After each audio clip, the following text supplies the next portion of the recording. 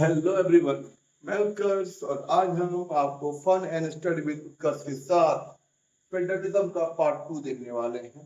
और पार्ट 1 में हमने आपको फेडरलिज्म होता क्या है उसका डिफिनीशन देखा है। उसके बाद आपको फेडरलिज्म के क्या क्या फीचर्स होते हैं हमने फीचर्स भी देख रखा है। यहाँ पे है इंडिया में जो फेडरेशन का टाइप है वो टाइप कौन सा है ये आप भी जानते हैं और मैं भी जानता हूँ। फिर इंडिया में आपको फेडरलिज्म कैसे आपको बोले कि India as a federal country, India Bharat जो हमारा देश है, हमारा जो इंडिया है वो कैसे एक फेडरल कंट्री के जैसा है, India as a federal country. तो उसके लिए हमने आपको देखा है कि इंडिया में पावर का डिवीजन किया गया, लिस्ट में किया गया। एक होता है स्टेट लिस्ट, दूसरा होता है यूनियन लिस्ट, तीसरा होता है कंकरेंट लिस्ट। उसके अलावा एक और होता है पावर, इसको हम बोलते हैं रेसिडुअरी पावर बोलते हैं। इसको हमने उसको पावर को देखा है। फिर आपको स्टेट गवर्नमेंट और यूनियन टेरिटरीज कैसे पावर को डिवाइड करते हैं, उनके बीच में क्या रिलेशन होता है, दोनों के जो होते हैं दायरा, वो दोनों का वर्किंग जो होता है एरिया होता है वो अलग अलग होता है। उसको भी हमने आपको देख रखा है। और हमने इसके आपको पहले वाले वीडियो में आपको एक चीज हमने आपको स्टार्ट किया था जो था हमारा लैंग्वेज पॉलिसी के बारे में। अब इंडिया में इंडिया जो हमारा देश है वो एक फेडरल कंट्री के जैसा देश है। आपके बुक में भी यही दिया हुआ headline, India as a federal country. India जो देश हमारा है वो फेडरल कंट्री के जैसा है। अगर वैसा अगर है तो क्या इंडिया में फेडरलिज्म को हम प्रैक्टिस करते हैं या फिर नहीं करते हैं। रूल्स को आपको लिख देना, उसके फंक्शन को समझ लेना ही काफी नहीं होता है। जब तक उस चीज को हम प्रैक्टिस में आपको लेके नहीं आएंगे तब तक वो चीज हमारे लिए फायदामंद नहीं होती है। और ये बात आप अच्छे से समझ जानते हैं, समझते हैं, यहाँ पे है, हम भी समझते हैं यहाँ पे है। तो चलिए अब इसको प्रूफ करते हैं कि इंडिया एक फेडरल कंट्री के जैसा कैसे है और इंडिया में आपको फेडरलिज्म की प्रैक्टिस कैसे की जाती है। तो यहाँ पे हमारा दिया हुआ है पहला इसमें लैंग्वेज पॉलिसी, और ये दिया हुआ सेकेंड टेस्ट फॉर फेडरेशन।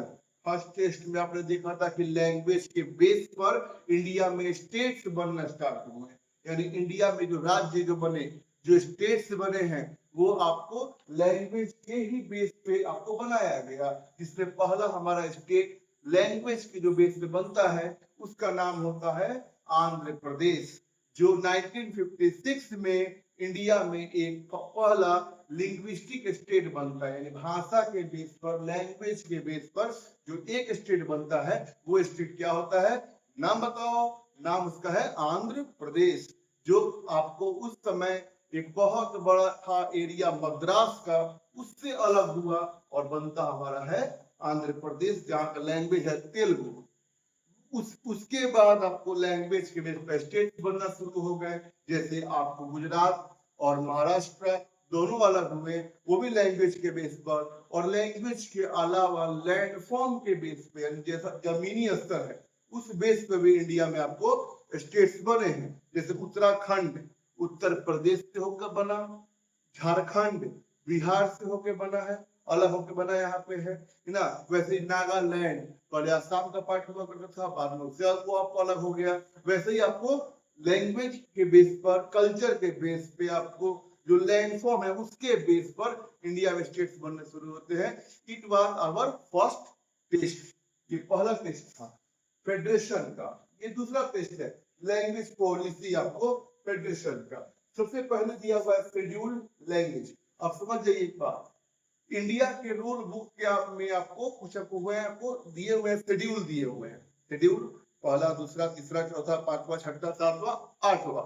जो आठवां शेड्यूल है यानी 8 शेड्यूल के अंदर इंडिया में 22 लैंग्वेज को शामिल किया गया है। In the present time we have 22 language in our Indian constitution. हमारे आप रूल बुक के अंदर 22 भाषाओं को मिलाकर, है ना, आपको 8वीं अनुसूची को बनाया गया, यानी 8 शेड्यूल को आपको बनाया गया। इसको हम बोलते हैं आपको है शेड्यूल लैंग्वेज, है ना। और उन 22 लैंग्वेज को मैंने क्या किया है, एकदम बिल्कुल आसान भाषा में मैंने आपको लिख दिया है। एक साथ लिखा हुआ है मैंने, 22 भाषा यहाँ पे लिखे हुए हैं। वो लैंग्वेज कौन कौन से हैं, नॉलेज पर्पज से इंपॉर्टेंट है, एग्जाम में से क्वेश्चन नहीं आते हैं, बट अगर जान लोगे अगर, तो दोस्तों के बीच में कभी अगर हीरो बनना अगर हो, अगर अपना ऑरा प्रूफ करना हो, तो आप प्रूफ कर सकते हो लैंग्वेज के बेस पे। दोस्तों से पूछना कि यार तुमको आता है 22 लैंग्वेज, 22 लैंग्वेज, उनको नहीं पता होगा, तुम 1 मिनट या 2 मिनट या 3 मिनट समय लेकर इन सबको एक साथ बोल देना वहां पे, दोस्तों के बीच में लगेगा क्योंकि मेरा दोस्त शक्तिमान है यहाँ पे, है ना, तो शक्तिमान बनना होगा, इसको याद कर लेना है यहाँ पे। और अभी ही याद कर लो क्लास में भाई, घर पे तो तुम लोग ऐसे भी नहीं पढ़ते हो यार, यहीं पर तुम पढ़ लो, एक बार अच्छे से देख लो यहाँ पे। तो मेरे साथ बस रिपीट करना है ना, मेरे साथ रिपीट करोगे अभी याद हो जाएगा यहाँ पे। स्टार्टिंग करते हैं, इसको हम ले आते, एक बार में हो, एक बार में 22 याद करना पॉसिबल नहीं है, पॉसिबल है तो फिर भूल जाओगे, लेकिन अगर सीक्वेंस में याद करोगे कभी नहीं भूलोगे। जैसे मैंने याद किया है, मैंने भी अपनी स्टूडेंट ऐसे ही याद किया है, बार बार रिकॉल करके फिर बाद में मैंने क्या किया, इसको लेके आया आपको अलग अलग पैटर्न में। तो कैसे है, तो स्टार्टिंग से देखिएगा, कश्मीरी, सिंधी, पंजाबी, हिंदी, कश्मीरी, सिंधी, पंजाबी, हिंदी। ये जो मैं आपको लैंग्वेज बोल रहा हूँ वो इंडिया के मैप के अकॉर्डिंग देखिएगा आएगा। नॉर्थ से मैं जाऊंगा ईस्ट में, ईस्ट जाऊंगा साउथ में, साउथ से आऊंगा वेस्ट में, वेस्ट जाऊंगा नॉर्थ में। उसके बाद आपको जो बच जाएंगी उसको मैंने लास्ट में लिखा हुआ यहाँ पे है, इसीलिए आप लोग इस पे याद कीजिए, कश्मीरी, सिंधी, पंजाबी, हिंदी, कश्मीरी, सिंधी, पंजाबी, हिंदी, कश्मीरी, सिंधी, पंजाबी, हिंदी, बंगाली, असमी, उड़िया, बंगाली, असमी, उड़िया। यहाँ पर देख सकते हो लिखा भी यहाँ पे है, पहला हमारा है कश्मीरी, सिंधी, पंजाबी, हिंदी, बंगाली, असमीज, उड़िया, इस साथ एक साथ, कश्मीरी, सिंधी, पंजाबी, हिंदी, बंगाली, असमी, उड़िया। इसके बाद से गुजराती, मराठी, कन्नड़, गुजराती, मराठी, कन्नड़। नेक्स्ट दिया तेलुगु, तमिल, मलयालम, तेलुगु, तमिल, मलयालम, तेलुगु, तमिल, मलयालम, संस्कृत, उर्दू, संस्कृत, उर्दू, संस्कृत, उर्दू, संस्कृत, उर्दू। फिलॉसफी यहाँ पे नेपाली, मणिपुरी, कोंकणी, नेपाली, मणिपुरी, कोंकणी, नेपाली, मणिपुरी, कोंकणी। और जो बच गए 4 लास्ट में, बोडो, डोगरी, मैथिली, संथाली, बोडो, डोगरी, मैथिली, संथाली, बोडो, डोगरी, मैथिली, संथाली। यही 22 लैंग्वेज है जिसको आप लोग क्या कर सकते हैं, बोलकर अपना ऑरा प्रूफ कर सकते हैं, है ना। अब इसको लगातार कैसे बोलेंगे, लगातार अगर याद अगर हो जाएगा अगर, तो बोलेंगे कश्मीरी, सिंधी, पंजाबी, हिंदी, बंगाली, असमी, उड़िया, गुजराती, मराठी, कन्नड़, तेलुगु, तमिल, मलयालम, संस्कृत, उर्दू, नेपाली, मणिपुरी, कोंकणी, बोडो, डोगरी, मैथिली, संथाली। 22 भाषा खत्म हो गए यहाँ पे। जैसे मुझे याद है वैसे आपको भी याद हो जाएगा, मुझे पता है, आपको भी पता है, हम सबको पता है कि आप कितना पढ़ते हैं, ये आप भी जानते हैं और हम भी जानते हैं। I know, you know. Look here, next देखते हैं आप है ऑफिशियल लैंग्वेज हमारा कौन कौन सा है। तो इंडिया में 2 ऑफिशियल लैंग्वेज है, यानी सुप्रीम कोर्ट या कोई भी अगर हम अगर गवर्नमेंट के ऑफिस में जाए, 2 लैंग्वेज आपको चलेंगे। बेसिकली हमारा यहाँ पे जो हम बोलते हैं ऑफिशियल लैंग्वेज, 2 लैंग्वेज कौन कौन से है, हिंदी और इंग्लिश, हिंदी और इंग्लिश। पहला हमारा हिंदी है, दूसरा हमारा इंग्लिश है। ये दोनों हमारे क्या है, ऑफिशियल लैंग्वेज है। और इसको आपको फिक्स किया गया था जब हमारा इंडियन रूल बुक बन के तैयार हुआ, यानी 26 नवंबर 1949 को जब रूल बुक बन के जब हमारा हुआ रेडी हुआ, तो आपको हिंदी और इंग्लिश को रखा गया इंडिया का ऑफिशियल लैंग्वेज। क्योंकि हिंदी क्योंकि ये ऐसा लैंग्वेज है जिस समय इंडिया हमारा इंडिपेंडेंट हुआ उस समय मोर देन 40% इंडियन, 40% इंडियन लगभग ऐसे थे तो हिंदी स्पीकिंग जानते थे, वो हिंदी में बात करते थे। और इंग्लिश जो है वो नॉर्थ इंडिया और साउथ इंडिया की कॉमन लैंग्वेज है, क्योंकि साउथ इंडिया के लोगों को हिंदी नहीं आती है, उनको इंग्लिश आती है, और नॉर्थ इंडिया को हिंदी भी आती है और इंग्लिश भी आती है। तो बेसिकली साउथ इंडिया के लिए, ताकि वो भी अपना काम आपको गवर्नमेंट का उनका काम आपको हो जाए, इंग्लिश को भी रखा गया ऑफिशियल लैंग्वेज, यानी हिंदी और इंग्लिश दोनों हमारा क्या है, इंडिया का ऑफिशियल लैंग्वेज यहाँ पे है। बट अब एक टाइम आता है 1965 का, 1965 इंडिया में उनका क्या है, इंडिया के जो होते हैं लीडर, उनको लगता है कि यार इंग्लिश तो हमारा भाषा तो है नहीं, English is not our language, it is a foreign language. British government India में लेके आई थी, तो मैं उनके लैंग्वेज को हम क्यों ढोए यहाँ पे, क्यों ना इंग्लिश को हटा दिया जाए।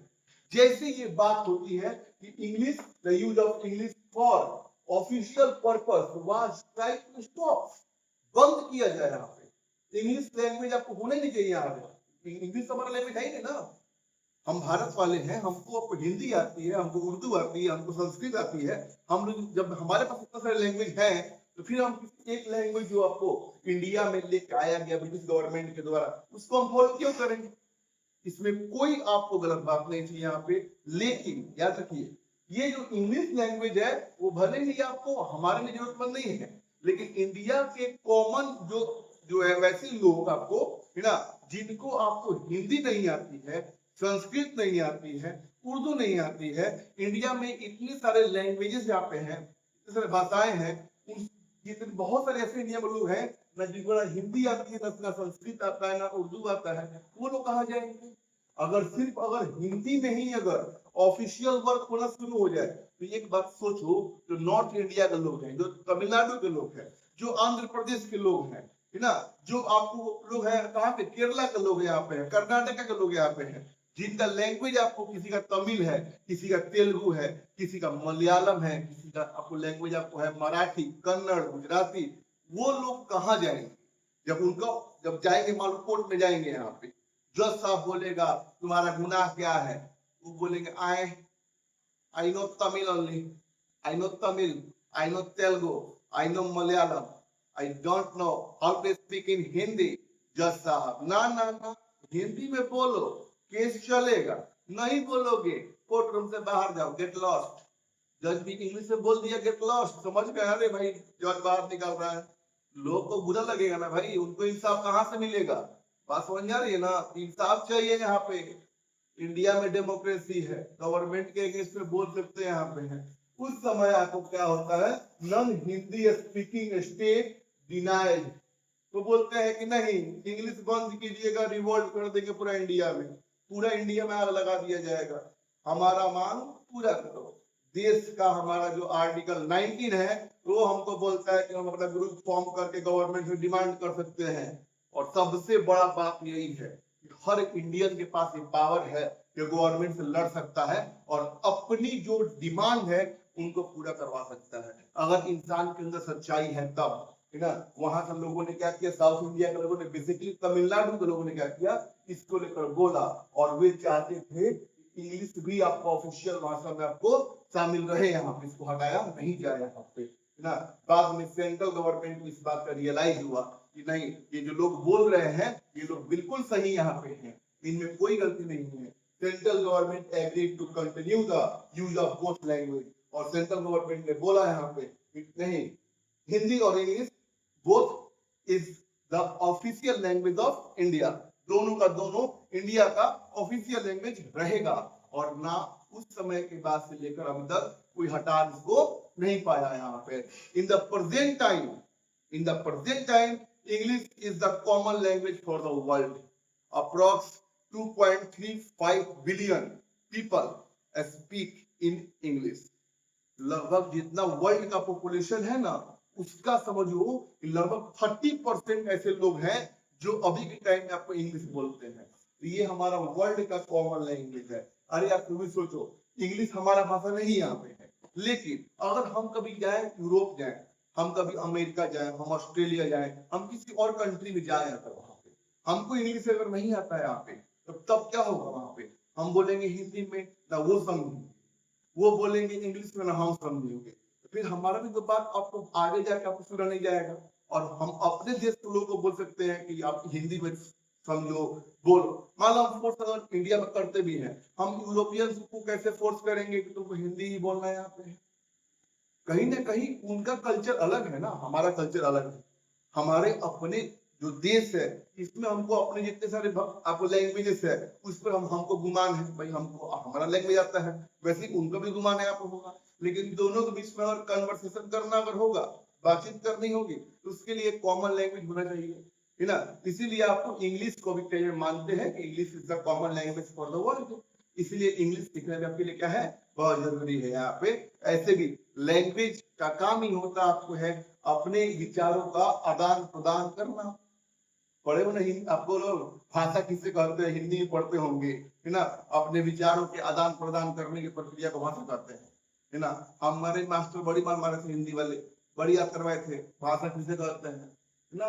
भाषा किसे कहते हैं, वैसे ही आप दिया है भाषा के बारे में दिया हुआ है क्लास 10 में आके आपको दोबारा यही पढ़ना है, भाषा किसे कहते हैं। देखिए आप, है ना। सेंट्रल गवर्नमेंट ने क्या किया, इसको कंटिन्यू किया आपको इंग्लिश को। इससे हमारा गवर्नमेंट कैसा हो गया, फ्लेक्सिबल हो गया है यहाँ पे, यानी पावर शेयरिंग यानी फेडरेशन का आपको यहाँ पे एग्जांपल देखने को मिलता है। गवर्नमेंट फ्लेक्सिबल हो गया और कॉन्फ्लिक्ट हमारे आपको क्या हो गए, रिड्यूस हो गए। यहाँ पे अब कोई टेंशन नहीं यहाँ पे है, ना तमिल को टेंशन है हिंदी से, ना हिंदी को टेंशन है तमिल से यहाँ पे, है ना। तो ऐसे तमिल हिंदी भाई भाई हम इंडियन है भाई, है ना। और पूरे दुनिया में हमारा कल्चर सबसे यूनिक है बाबू, है ना। कैसे यूनिक है तो मुन्ना समझना इस बात को, यहाँ पे इंडिया में 1300 भाषाएं बोली जाती है। I repeat again, the Indian spoke 1300 languages, 1300 भाषा। फ्रांस में से एक फ्रेंच, जर्मनी में एक जर्मन, अमेरिका में एक इंग्लिश, इंडिया में 1300 लैंग्वेज बोली जाती है। ये सीना इंडिया का भाई यहाँ पे, है ना। इतना डाइवर्स कंट्री हमारा कंट्री है ना भाई, दुनिया में इकलौता यहाँ पे है। ऐसा कंट्री कहीं देखने को नहीं मिलेगा, है ना। 1300 भाषा बोलने वाला देश बस एक ही है दुनिया में, वो इंडिया है। अलग अलग देश की लैंग्वेज अलग अलग है, 1 2 3 मैक्सिमम 2 3 लैंग्वेज लोग का काम चल जाता है। हम लोग का जगह चेंज हुआ, हर 80 किलोमीटर 100 किलोमीटर के बाद लैंग्वेज बदलता है यहाँ पे, है ना। जैसे कि जाएंगे ना कहीं, लेकिन कहीं कहीं बोलेगा तो तुमको अलई गलई, है ना, खतई अलई गलई, ना ऐसे बोलता है सब, है ना। हमारे यहाँ पे आइए अलई ऐसे बोलेगा सब, छी बोलता है सब, है ना। अलग अलग सब भाषा इंडिया में है, डिफरेंट डिफरेंट लैंग्वेज है यहाँ पे, है ना। और सुनने में भी मजा आता है। हम लोग तो भाई हम तो खूब इंजॉय करते हैं। एक बार गए थे बनारस, वहां पे गए, यहाँ पे आ गया तमिल वाला, है ना। लुंगी पहने में थे, तमिल का कल्चर अलग होता है, वो शॉर्ट और लुंगी पहनते हैं, नीचे लुंगी पहन लेंगे, है ना। वो आया था आपको तमिलनाडु से, हम थे आपको बिहार से, हम भी गए थे आपको घूमने बनारस। वो आया था तमिलनाडु से, क्या करने तो जल भर रहे आया था वहां पे, गंगा जल, रिवर रिवर गंगा भरती है, गंगा जल बगल में बैठ गया तुमको यहाँ पे, है ना। तमिल के लोग देख के पहचाने जा सकते हैं, लुंगी पहनेंगे और चेहरा होगा वैसा ही जैसा आप समझ रहे हैं, है ना। इक्वेटर के पास में है करिया होता है, करिया, है ना। पे मैं रंगभेद नहीं कर रहा हूँ, मैं इससे बता नहीं रहा हूँ, तमिलनाडु के लोग काले होते ही है, क्योंकि वहां पे सन की रेज ज्यादा पड़ती है भाई। कोई गलत मत समझ लेना, जो काला होगा मैं उसको कुछ नहीं बोल रहा हूँ भाई, है ना। तमिलनाडु के लोग ऐसे होते हैं, जाके कभी देखना साउथ की मूवी, वो मेकअप लगा के होते हैं, गोरे होते हैं, है ना। तो वैसे ही आगे बगल में बैठ गया, है ना। तो मैंने पूछा अन्ना कहाँ से आए हो, बोल रहा है कि Hindi, no Hindi, no no no. मैं बोला you belongs from which state, वो बोलता अच्छा I belongs from Tamil Nadu, do you know Tamil, बोलता है यस। हमने पूछा do you know Tamil, no I know Bhojpuri, कहाँ चल मानना हो ना, बोल रहा है no no understand, no understand, ऐसे बोला। उससे फिर मैंने इंग्लिश में बात किया, वो मेरी बात समझा, अन्ना मैं उसकी बात समझा, है ना। और समझने के बाद पता लगा कि वो उतना दूर से आया था बस बनारस घूमने, और यहाँ में जल भरने, जल भरा वहां से और निकल गया यहाँ पे, है ना। तो सुन के थोड़ा अच्छा लगता है यार कि चलो यार एक ही देश में इतने सारे लैंग्वेजेस हैं और हम सब लैंग्वेज को जानने का मौका मिल रहा है, तो उस मौका से हम क्यों चूक जाए भाई यहाँ पे। चलिए आगे आते हैं। आप लोग भी कहेंगे कि सर आते हैं पढ़ाने के लिए, पता नहीं कहाँ कहाँ लगे आपको लगता है बोलने, कहानी बोलने लगते हैं, इसलिए आपने टॉपिक पे आता है। लेकिन बीच में मैं बोलूंगा बाबू, ध्यान रखिएगा। सेंट्रल स्टेट रिलेशन, अब सेंट्रल स्टेट रिलेशन में क्या संबंध है, ये सेकेंड टेस्ट था, इसको हम बोल सकते हैं थर्ड टेस्ट, थर्ड टेस्ट। अब देखिएगा यहाँ पे दिया क्या है ना कि सेंट्रल और स्टेट रिलेशन, आपके बुक में एक बड़ी अच्छा इमेज बना के दिया होगा, है ना। जिसमें इंदिरा गांधी का इमेज दिया गया होगा और उसके नीचे एक और इमेज दिया गया होगा जहाँ पे एक अच्छा तगड़ा इंसान उनको बैठा होगा, है ना। उस इमेज को देखिएगा और तब इस चीज को समझिएगा। Before 1990 power misuse because for long time the party ruled both at centre and state. अब 1990 से पहले क्या है, पावर का बहुत ज्यादा मिसयूज किया गया, अब सेंट्रल गवर्नमेंट उस समय इतना पावरफुल थी कि वो अकेले ही गवर्नमेंट फॉर्म कर पा रही थी। इंडिया में गवर्नमेंट फॉर्म करने के लिए जो लोकसभा का इलेक्शन होता है उसमें कोई भी पर्सन अगर या कोई भी पार्टी अगर 50% से ज्यादा सीट ला दे, एक ज्यादा सीट ला देगा, जैसे अभी के टाइम में समझिएगा इंडिया के अंदर 543 लोकसभा सीट्स है। यानी कोई भी अगर पॉलिटिकल पार्टी को अगर अपना गवर्नमेंट फॉर्म करना अगर वो सेंट्रल लेवल पे, तो कम से कम 272 272 सीट्स अगर एक पॉलिटिकल पार्टी ने जीत लिया, यानी 543 का क्या हो गया, वो आधा से एक ज्यादा हो गया यहाँ पे, वो अपना गवर्नमेंट फॉर्म कर सकती है। 1990 के पहले तो यही सीन था, कोई पॉलिटिकल पार्टी आ रही है और इजीली आप उस समय जीत गए, उस समय जो भी सीट रहे होंगे उसका 50% से ज्यादा सीट जाके उसने इजीली जीत लिया यहाँ पे और अपने पावर का मिसयूज करना शुरू किया। मैक्सिमम पावर सेंट्रल के पास में है, स्टेट का पावर यूज करने दिया ही नहीं जा रहा है यहाँ पे। ये वाला सीन था तुमको यहाँ पे, है ना, एकदम अजीब सीन हो गया। लेकिन 1990 के बाद क्या होता है ना, आता है the era of coalition government at the centre began. अब उस समय 1990 के बाद क्या हुआ, है ना, 1990 के बाद क्या हुआ, जितने भी स्टेट ने क्या किया था, तुमको श्राप दिया होगा, तुमको सेंट्रल गवर्नमेंट को 1990 से पहले, है ना, उन सबका श्राप भगवान ने सुन लिया होगा यहाँ पे, है ना। और क्या करता है आपको भगवान, क्या करता है गॉड, क्या करता है यहाँ पे 1990 के बाद किसी सिंगल पार्टी को मेजोरिटी ऑफ सीट्स हासिल नहीं होते हैं। जितना सीट्स चाहिए गवर्नमेंट फॉर्म करने के लिए, मोर देन 50% सीट्स, किसी भी सिंगल पार्टी को उतना सीट मिला ही नहीं यहाँ पे। अब फंस गया मामला रे भाई, अब गवर्नमेंट कैसे फॉर्म होगा यहाँ पे इंडिया में। सेंट्रल गवर्नमेंट तो आपको फॉर्म, जब तक उतना सीट का डिमांड है सीट का पूरा नहीं कीजिएगा तो कैसे गवर्नमेंट फॉर्म यहाँ पे होगा। टेंशन बनती यहाँ पे है, और उसी टेंशन बनने की वजह से एक नया लेके आया गया कॉन्सेप्ट, जिसका बोला गया एरा ऑफ कॉलिशन गवर्नमेंट यहाँ पे। अब आपको स्टेट गवर्नमेंट के हेल्प से, स्टेट गवर्नमेंट के हेल्प से सेंट्रल गवर्नमेंट फॉर्म किया जाएगा, है ना, जिसमें स्टेट गवर्नमेंट अपनी सीट्स को शेयर करेंगी सेंट्रल के साथ और तब ये गवर्नमेंट बनेगा। इसको हम बोलते हैं कोलिशन गवर्नमेंट, गठबंधन की सरकार। क्या बोलते हैं, गठबंधन की सरकार। क्या होता है इसका definition, coalition government when no single party gain majority in Lok Sabha, यानी जब कोई एक सिंगल पार्टी लोकसभा के अंदर मेजोरिटी सीट्स को गेन ना कर पाए, टू और मोर पार्टी फॉर्म अलायंस। और जब आपको एक से ज्यादा पार्टी मिलकर, दो पार्टी, तीन पार्टी, चार पार्टी मिलकर और अपना एक अलायंस फॉर्म करे, अपना ग्रुप फॉर्म करे, है ना, और तब जाके गवर्नमेंट फॉर्म हो। ग्रुप फॉर्म होने के बाद एक साथ इलेक्शन में पार्टिसिपेट किया और तब जाके गवर्नमेंट अगर फॉर्म किया तो वैसे गवर्नमेंट को हम बोलते हैं कोलिशन गवर्नमेंट, है ना, गठबंधन की सरकार। अगर नहीं समझ में आ रहा है तभी कोई बात नहीं समझे यहाँ पे। जैसे मान लो कि इंडिया के अंदर एक पार्टी यहाँ को है बीजेपी, भारतीय जनता पार्टी, समझ रहे हैं ना, भारतीय जनता पार्टी, जो फर्स्ट टाइम आपको आपके टाइम में जब आप जिंदा होंगे, जब आपका जन्म हुआ होगा तब के बाद से 2014 में पहली बार अपनी गवर्नमेंट फॉर्म करती है। 2014 में उसने क्या किया, पहला बार गवर्नमेंट फॉर्म किया और हमारे देश के माननीय प्रधानमंत्री जी, देश के, है ना, आपको क्या बनते हैं, पीएम बनते हैं, वही श्री नरेंद्र दामोदर दास मोदी, है ना, ये बनते हैं इंडिया के पीएम। 14 में बने, फिर 5 साल के बाद जब इलेक्शन हुआ, फिर 19 में बने, फिर 5 साल के बाद 24 में बने, 2024 में बने आते हैं। अभी रिसेंटली 1.5 साल पहले बोल सकते हैं 1.5 years बैक आपको बने हैं वो इंडिया के पीएम बने, प्रधानमंत्री बने यहाँ पे, है ना। अब समझिएगा 2024 का इलेक्शन इसके लिए अच्छा एक एग्जाम्पल होगा कोलिशन के लिए। 2024 जब इंडिया का इलेक्शन होता है उस समय बीजेपी फाइट कर रही थी और उसका ओपोनेंट में कांग्रेस थी। मेनली तो सेंट्रल लेवल पे बस दो ही पार्टी को हमको देखने में मिलता है कि बीजेपी वर्सेस कांग्रेस, कोई तीसरी उतनी आपको पावरफुल पार्टी तो है ही नहीं इंडिया के अंदर। दो मेन पार्टी हमारी थी, बीजेपी और कांग्रेस। उसमें आपको 543 सीट्स पे इलेक्शन हो रहे थे, 543।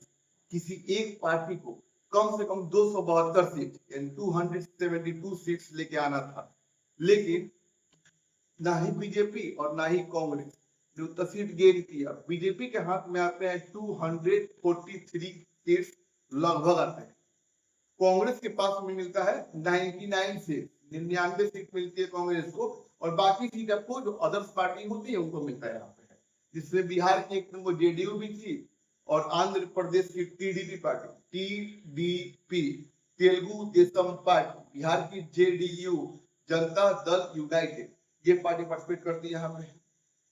मोदी जी का जो पार्टी होता है, जो बीजेपी होता है, वो मेजोरिटी सीट्स के एकदम बिल्कुल पास में है, 243 मान लो मिल गया यहाँ पे है, 272 चाहिए, यानी कोई 30 को सीट और मिल जाए कहीं से अगर, तो उनका गवर्नमेंट फॉर्म हो जाए।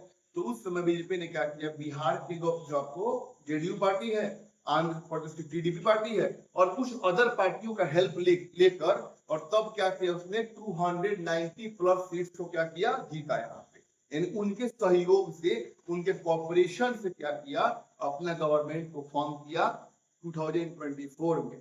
तो जब भी ऐसा गवर्नमेंट फॉर्म हो जिसमें कोई सिंगल पार्टी है, आपको बीजेपी ने उस समय अकेले जितना सीट उसको विन नहीं कर पाया और अपना कोalition किया किससे, तो आपको बिहार के जेडीयू से और आंध्र प्रदेश के टीडीपी से और कुछ अदर पार्टी से मिलाकर और तब देश का गवर्नमेंट बनाया।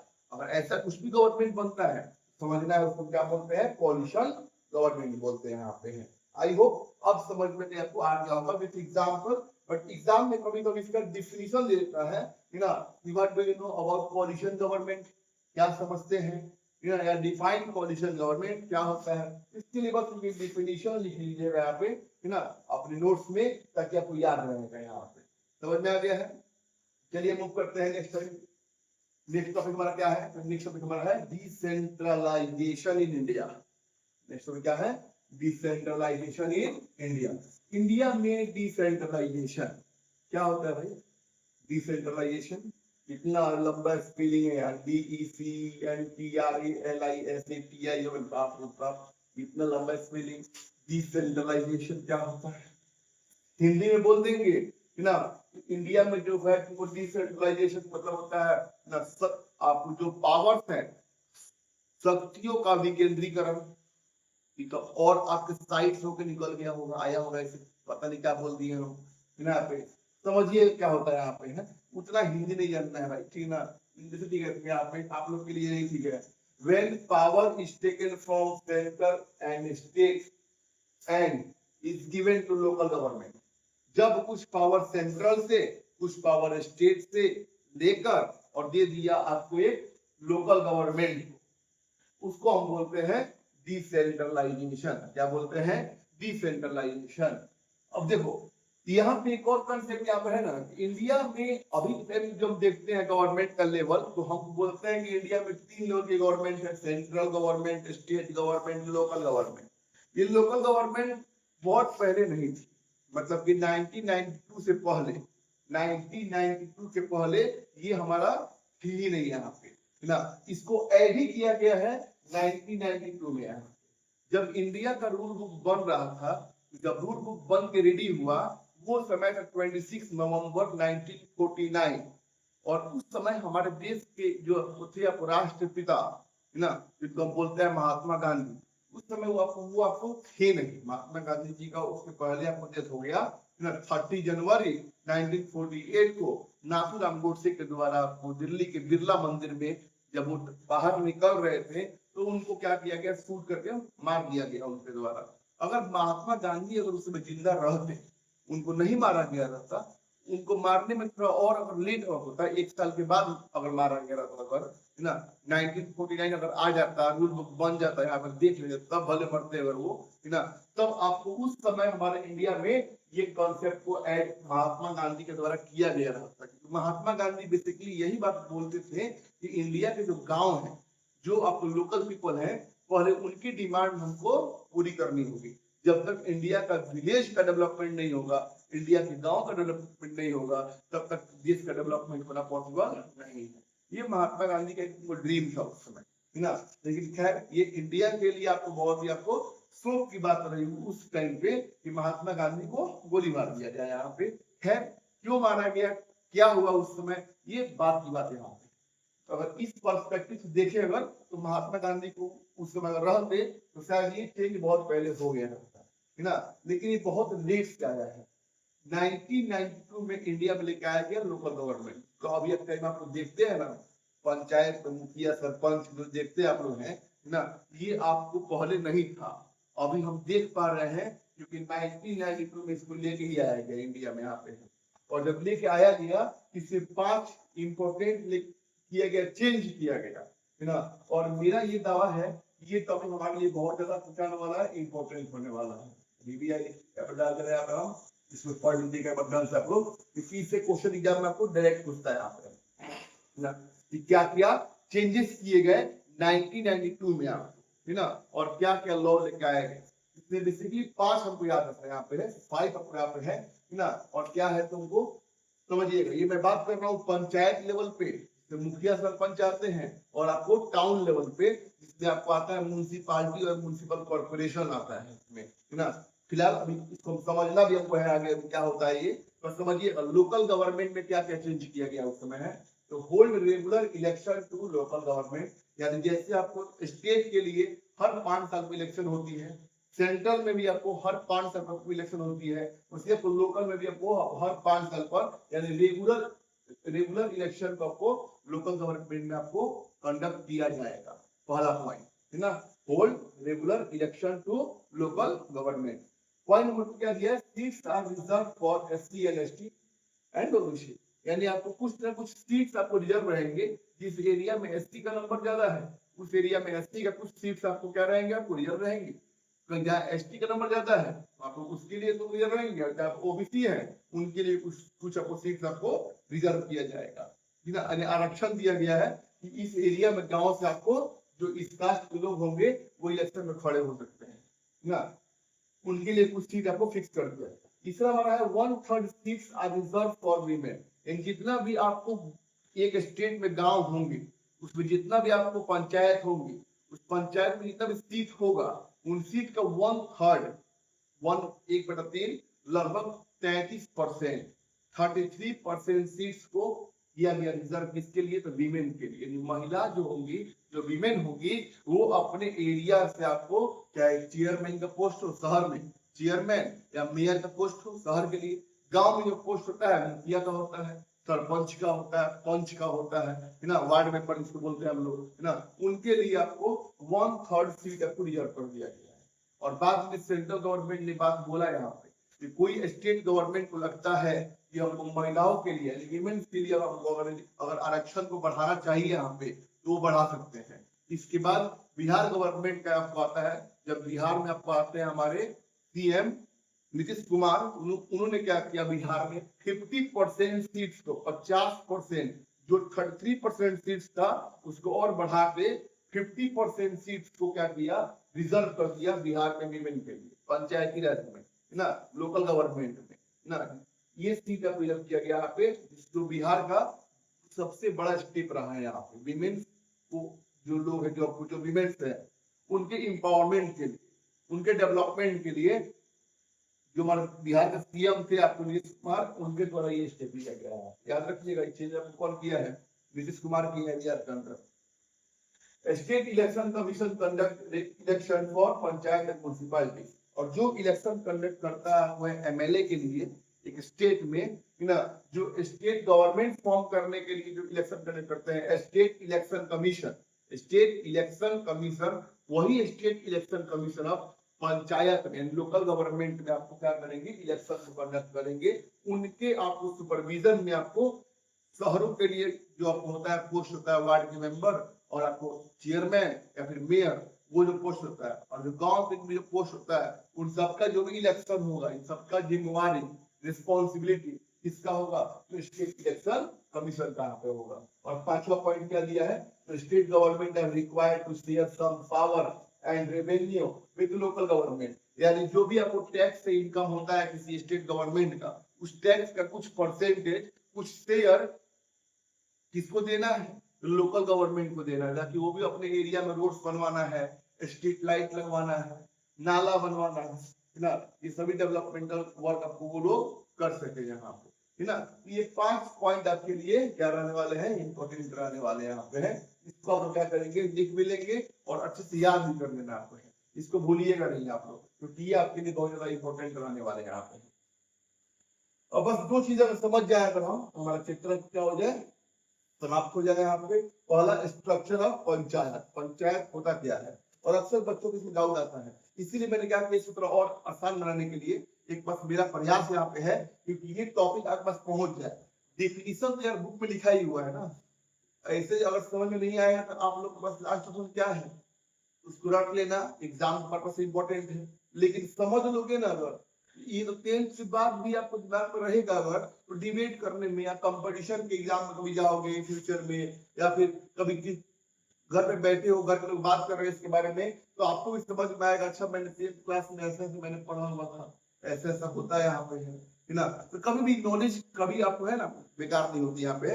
इसीलिए मैंने बस समझाने के लिए इसे स्ट्रक्चर बना के बस आपको यहाँ पे लिखा हुआ है, ताकि ये चीज डायरेक्ट आपके पास पहुंचे यहाँ पे और आप चीजों को समझ पाओ यहाँ पे, है ना। और समझो कैसा होता है स्ट्रक्चर एक पंचायत का।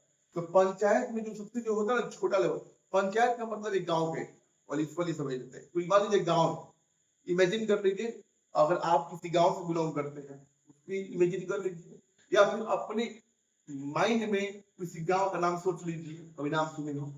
एक गाँव है, गाँव के अंदर कुछ लोग होंगे, है ना। गांव को हम लोग बोलते हैं ग्राम, क्या बोलते हैं, ग्राम। उसी से वर्ड बना है ग्राम पंचायत। क्या बना है, ग्राम पंचायत।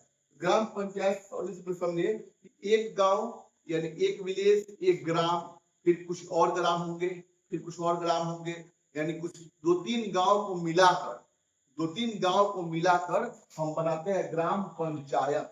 क्या बनाते हैं, ग्राम पंचायत। यानी जब 1, 2, 3 पॉपुलेशन के अकॉर्डिंग जब कुछ जब जब गांव मिलते हैं तो हमारा क्या फॉर्म करते हैं, ग्राम पंचायत। ग्राम पंचायत जब फॉर्म होता है तो उसमें आपको उस गांवों को मिलाकर कुछ वार्ड में डिवाइड करते हैं। गांव को क्या करते हैं, वार्ड बाई वार्ड तुमको डिवाइड कर देंगे यहाँ पे। जैसे मान लीजिए गांव ए है, गांव बी है, गांव सी है, 3 तरह के गांव अगर है तो तीनों गांव को मिलाकर बनाया एक ग्राम पंचायत। और उस ग्राम पंचायत में जो तीनों जो गांव है यहाँ पे, इन तीनों गांव में क्या किया गया, वार्ड बनाया गया। Ward number 1, 2, 3, 4। आप भी जिस शहर से बिलोंग करते होंगे वहां पे भी कुछ ना कुछ वार्ड आपका होगा, किसी न किसी वार्ड से आप भी बिलोंग करते होंगे। वैसे गांव में क्या होता है, वार्ड होते हैं, है ना। उस वार्ड के हेड जो होते हैं वहां पे, जिनको उस गांव के लोग मिलकर वोट देते हैं, मतलब जो उस गांव के जो उस वार्ड के लोग होंगे जो वोट देंगे, है ना, उसको बोलते हैं। अगर कोई पर्सन अगर जीत गया उस अगर इलेक्शन में तो उसको बोलते हैं पंच। क्या बोलते हैं, पंच। अभी ये वाला पंच नहीं समझ जाइएगा यहाँ पे। पंच का मतलब होता है वार्ड कमिश्नर। शहर में बोलते हैं वार्ड कमिश्नर, गांव में बोलते हैं पंच। क्या बोलते हैं, पंच, है ना। वही गांव एक ग्राम पंचायत में अलग अलग पंच होंगे, जितना उनका वार्ड होगा उतने पंच होंगे, है ना। और उस पंच का जो हेड होगा उसको बोलते हैं सरपंच। सरपंच, सरपंच, सरपंच। एक होता है पंच, एक होता है सरपंच, ठीक है। एक ग्राम पंचायत में पंच भी होता है और सरपंच भी होता है ना। ये क्लियर यहाँ पे है। उस गांव की होती है ग्राम सभा। उस गांव की एक ग्राम पंचायत में क्या होगी, ग्राम सभा। ग्राम सभा में वो लोग बैठेंगे जो इस पंचायत ग्राम पंचायत के जो लोग होते हैं वो बैठते हैं ग्राम सभा में बैठते हैं। मान लीजिए गांव ए है, बी है, सी है, उस गांव में पंच भी है, सरपंच भी है। अब उनको क्या काम करना है, 1 साल के अंदर में कितना डेवलपमेंट करना है, कहाँ रोड बनवाना है, इसके लिए वो क्या करते हैं, ग्राम सभा करते हैं। गांव तीनों गांव के लोग मिलकर, ABC के लोग मिलकर क्या करेंगे, अपना बनाएंगे, अपना असेंबली फॉर्म करेंगे गांव में। किसका, एक बड़े पीपल के पेड़ के नीचे सब लोग बैठेंगे यहाँ पे, है ना। और क्या करेंगे, आपको लोग समस्या सुनेंगे। जैसे आप लोग देखे होंगे एक फिल्म में, आपको सूर्यवंशम फिल्म में, जहाँ पे अमिताभ बच्चन बैठते हैं और आपको जस्टिस देने का काम करते हैं। तो गांव के वहां पे सरपंच है, वैसे आपको यहाँ क्या होंगे, आपको गांव के सरपंच होंगे। तो साल में 1-2 बार या 3 बार, है ना, बैठेंगे एक बार में, और क्या क्या डेवलपमेंट करना है विलेज में वो ये लोग आपको डिसाइड करते हैं। ग्राम सभा में वही लोग बैठते हैं बेसिकली जो लोग गांव के होते हैं, वोटर होते हैं। जितने भी लोग वोटर गांव के होंगे वो सब लोग ग्राम सभा के मेंबर हो सकते हैं यहाँ पे। इसलिए इसमें मिनिमम और मैक्सिमम का कोई कंसेप्ट नहीं है। जो वोटर है वो आपको ग्राम सभा का मेंबर ऑटोमेटिकली हो जाएगा यहाँ पे। और इन्हीं का काम होता है आपको है पूरे गांव में आपको क्या क्या डेवलपमेंट करना है, पंच सरपंच का काम होता है यहाँ पे है वो देखने का काम। इसके अलावा एक ग्राम पंचायत, एक सरपंच, कुछ पंच होंगे वहां पे, वैसे एक ग्राम पंचायत और ऐड कर दे इसमें, अगर यहाँ पे एक और ग्राम पंचायत, फिर एक और ग्राम पंचायत, फिर कुछ और ग्राम पंचायत, ऐसे एग्जाम्पल में 2 3 4 5 कुछ ग्राम पंचायत जब मिलते हैं ना, एक ग्राम पंचायत यहाँ पे ऐसे एक आपको ग्रुप बन गया, फिर वैसे एक ग्रुप यहाँ बन गया। ये जो ग्रुप बना है इसको हम बोलते हैं पंचायत समिति। क्या बोलते हैं? पंचायत समिति। पंचायत यहाँ पे है, ग्राम पंचायत सब ग्राम पंचायत है। एक कुछ ग्राम पंचायत को मिलाकर पंचायत का समिति बनाए, ग्रुप ऑफ पंचायत फॉर्म की, इसको बोलते हैं पंचायत समिति बोलते हैं। क्या बोलते हैं? पंचायत समिति। मान लीजिए एक ग्राम पंचायत ये सब मिलाकर हमारा बना है पंचायत समिति, फिर ये सब मिलाकर बनाए पंचायत समिति। पंचायत समिति का होता है इलेक्शन होता है, इनको सुपरवाइज करने का जो काम होता है वो कौन करता है? पंचायत समिति करता है, है ना। और ऐसा ही जब आपको एक पंचायत समिति, 2 पंचायत समिति, 3 पंचायत समिति, 4 पंचायत समिति, जब कुछ पंचायत समिति मिलेंगे तो वो क्या फॉर्म करते हैं? यहाँ पे है सम पंचायत समिति टुगेदर फॉर्म जिला परिषद। तो आप जानते हैं नगर परिषद के नाम से, क्या जानते हैं?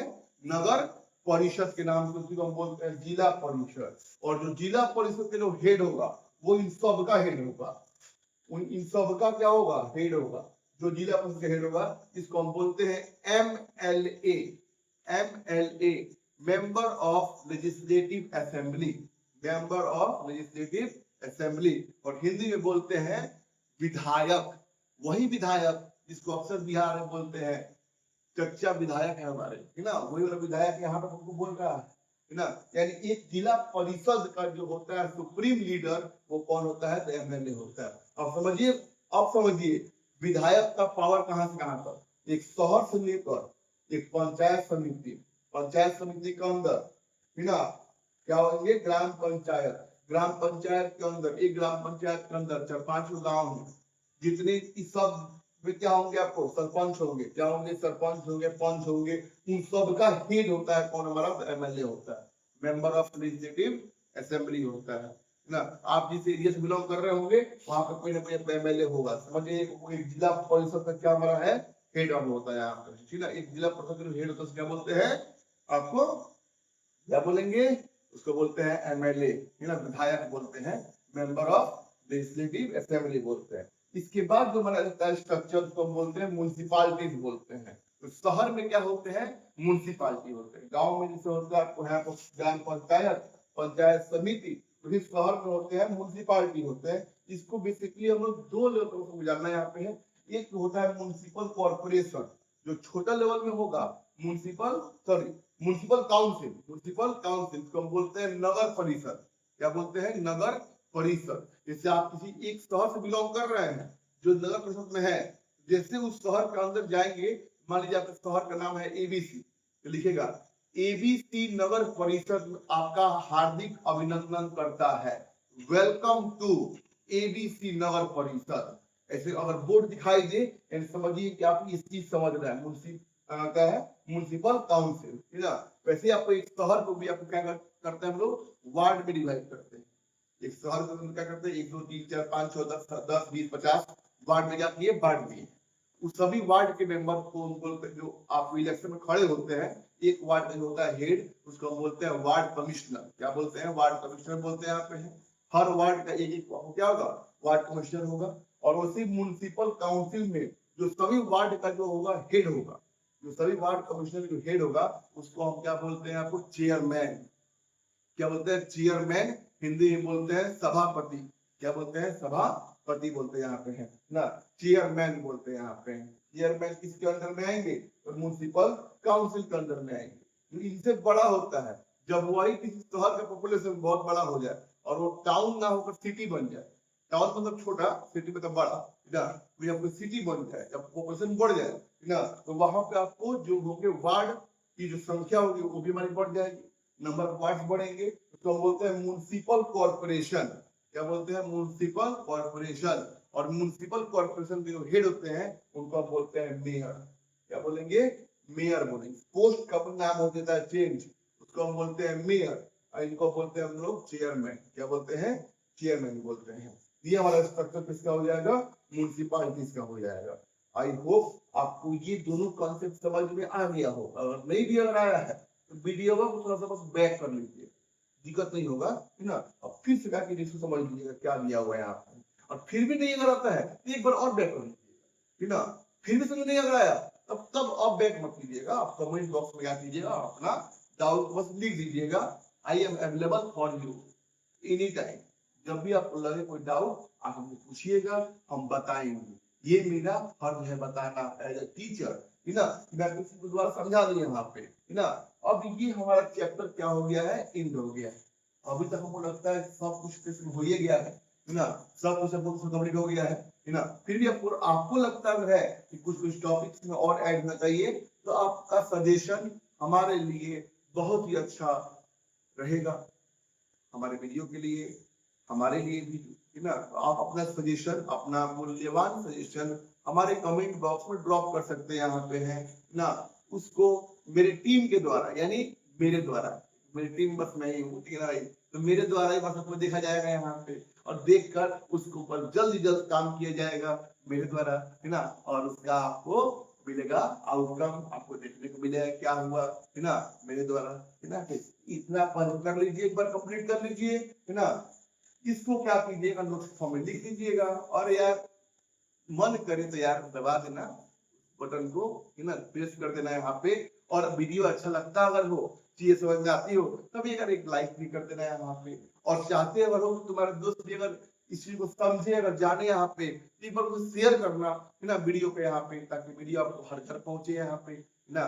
और मैं इस व्हाइट बोर्ड से स्मार्ट बोर्ड पे आऊं और अच्छे से आपको एक्सप्लेनेशन दे पाऊं यहाँ पे। बस मुझे आपका सपोर्ट चाहिए यार, आपका सपोर्ट मेरे लिए बहुत मूल्यवान रहने वाला है यहाँ पे, है ना। अभी मैं जो कुछ हूँ वो आपकी वजह से यहाँ पे हूँ यार, है ना। इसलिए प्लीज अपना सपोर्ट देना मुझे यहाँ पे। इसको पहले अच्छे से पढ़ लेना, कुछ डाउट हो तो कमेंट बॉक्स में डाल देना यहाँ पे। मेरे द्वारा एज सुन एज पॉसिबल, जितना जल्द हो सके उस पर आपको सॉल्यूशन दिया जाएगा यहाँ पे। अभी के लिए गुड नाइट, सबक है, भारत माता की जय। मिलते हैं नेक्स्ट वीडियो में। Thank you so much guys, bye.